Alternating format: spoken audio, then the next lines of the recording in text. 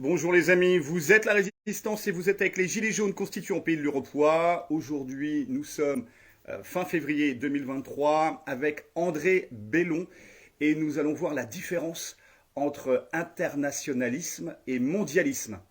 Bonjour citoyens, Bonjour. c'est à toi.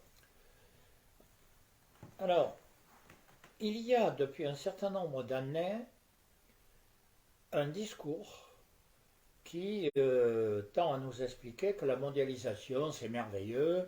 On se rappelle Alain Humain que la mondialisation est heureuse, c'est magnifique, tout ce qui se passe, nous devrions être enthousiastes, et ceux qui sont contre sont fascistes. Ou bien on est pour la mondialisation, ou bien on est des nationalistes étroits et donc fachos. Bon, c'est un peu plus compliqué que ça. La question des relations entre nations est une très très vieille question.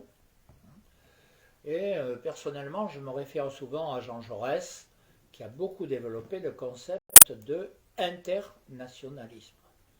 Internationalisme, ça veut dire quoi? Entre nations, des relations qui se recherchent pacifiques, démocratiques et sociales. Voilà. Donc cette idée-là est une très vieille idée. Cela étant, elle est combattue de fait par ceux qui veulent la mondialisation. La mondialisation, ça aussi, c'est une très vieille idée. C'est l'idée qu'il y a des gens qui savent et qui peuvent gérer le monde, les experts quoi en quelque sorte. Ils peuvent gérer le monde et il y a un gouvernement mondial sous leur égide.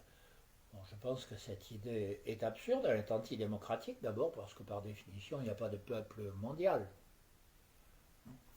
Et puis, disons qu'elle donne un rôle aux experts qui est complètement hors de propos avec toute recherche du progrès social et de la reconnaissance de l'homme. Alors ça a pris de l'ampleur cette affaire avec les années 90. Il y a eu en particulier le sommet de Gênes où justement l'antimondialisme est devenu altermondialiste. C'est à cette époque-là que j'avais écrit ce livre-là, Pourquoi je ne suis pas altermondialiste. L'idée, c'est bien que la paix, le progrès, se trouve dans les relations entre nations. Soit dit en passant, cette question s'est posée après la fin de la Deuxième Guerre mondiale. Dans les grandes conférences qu'il y a eu après la Deuxième Guerre, il y a eu les deux idées qui sont affrontées. Internationalisme, mondialisme. Internationalisme, par exemple, c'est l'Organisation des Nations Unies. C'est des Nations Unies.